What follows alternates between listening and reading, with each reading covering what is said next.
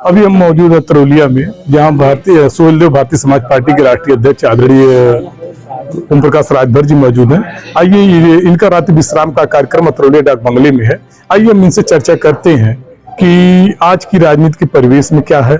इनका एक बयान बहुत तेजी से वायरल हो रहा है कि हम भारतीय जनता पार्टी के गुलाम नहीं है। आइए इस पर चर्चा करते हैं ओम प्रकाश राजभर जी से, भारतीय समाज पार्टी से। तरौलिया में कार्यकर्ताओं की आपने एक बैठक की है, इसमें पार्टी का क्या दिशा निर्देश हुआ था? जिसमें पार्टी कि 8 दिसंबर को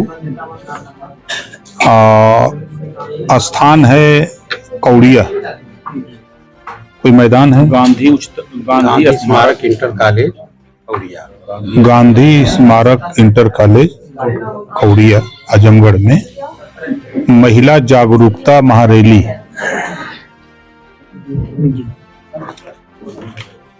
इसी कार्यक्रम की तैयारी को लेकर के यहाँ पार्टी के नेता लगे हैं, तो उन्हीं के कामों की समीक्षा कि क्या तैयारी हुई, अब तक कितने गांवों में चौपाल लगी, कितने लोग आने के लिए तैयार हैं, उसी पर अलग अलग नेताओं से जिनकी ड्यूटी जहां जहां दी गई थी उनसे बातचीत हुई है। सर, अगर हम राजनीति की बात करें तो आपके सहयोगी दल भारतीय जनता पार्टी और आप उत्तर प्रदेश के साथ साथ देश में निरंतर प्रगति कर रहा है। पार्टी भी जगह जगह अपनी सरकारें बना रही है। इसमें ये सुहेलदेव समाज पार्टी का क्या रोल है सहयोग में? देखिए, अभी आपने देखा बिहार में, अभी परसों में था, वहां भी महिला जागरूकता महारैली थी, जिसमें लगभग 50,000 की भीड़ थी। उसके पहले भी हमने कल का कार्यक्रम अरवल जिले में था, तेलपा का मैदान था। उसके 1 महीना पहले हम लोगों ने नवादा में किया था रैली। नवादा जिले का वो मैदान था सीतामढ़ी।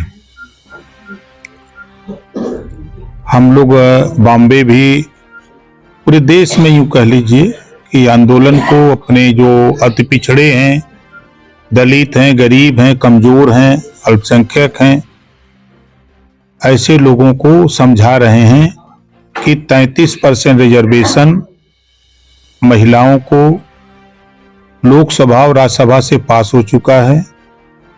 आने वाले 5-6 साल के बाद ये रिजर्वेशन लागू हो जाएगा।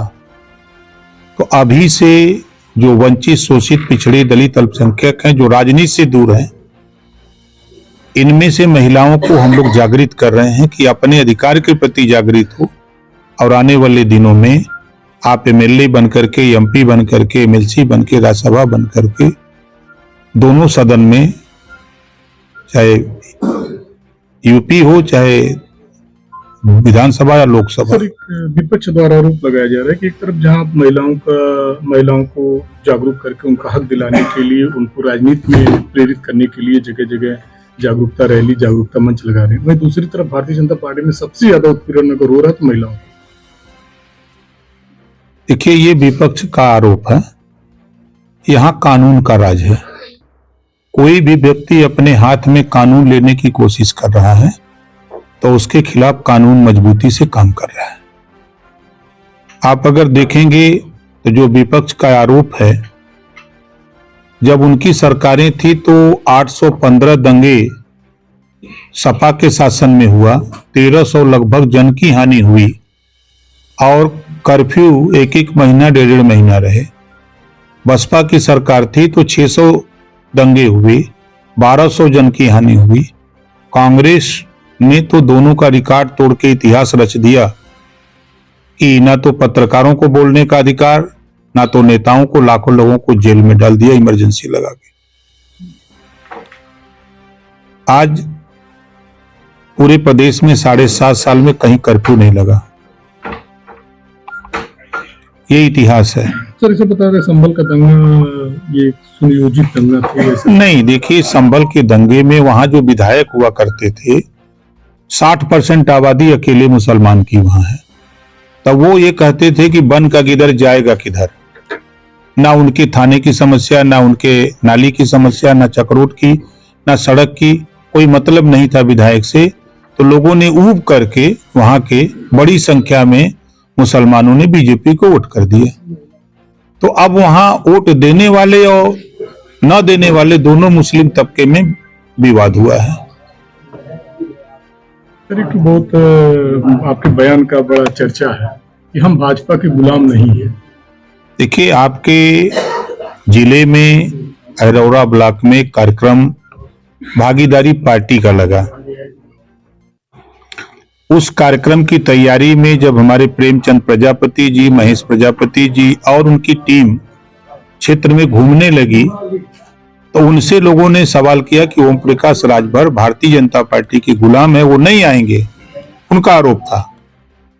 तो जब उन लोगों ने हमको बताया कि ऐसे ऐसे साहब आएंगे कि नहीं आएंगे, हम कहे हमारे ऊपर भरोसा रखे, कार्यक्रम की तैयारी करिए। तो मैं उस कार्यक्रम में आया। तो आने के बाद किसी पत्रकार साथी ने पूछा तो हमने कहा कि भाई इस तरह का आरोप था और मैं भारतीय जनता पार्टी का सहयोगी दल हूं, उनका गुलाम नहीं हूं। एक और आरोप लगता है मंच के नीचे से गुलाम होते हैं। ये तो समाजवादी पार्टी की साजिश है। उस बयान के पीछे आप ध्यान से देखिए, जहां 25 गो पुलिस लगी हो, दरोगा लगी हो, हमारे साथ खुद 15 गो लोग हैं, तो क्या संभव है कोई मंच के नीचे शराब पिएगा? ये तो विपक्ष अब वो क्या क्या बना देते हैं, भगवान मालिक है। तो अगर हम 27 की चुनाव की बात करें तो 27 की चुनाव में आपकी पार्टी की क्या भूमिका होगी? आपको 8 तारीख को यहां मिलेगा। 8 दिसंबर को आपको एहसास होगा कि भारतीय समाज पार्टी का क्या सहयोग होगा एनडीए गठबंधन में।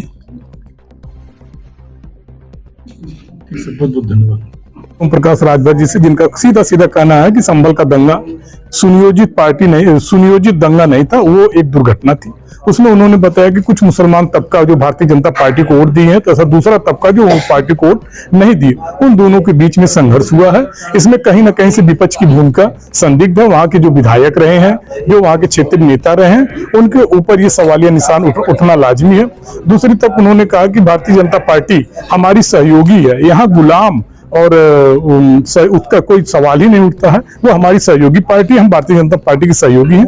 27 के चुनाव में उन्होंने स्पष्ट कहा है कि 27 के चुनाव में सुहेलदेव समाज पार्टी की भूमिका एक महत्वपूर्ण भूमिका होगी, जिसको लेकर के अभी से ही सतर्क हैं, अभी से ही हमारी तैयारी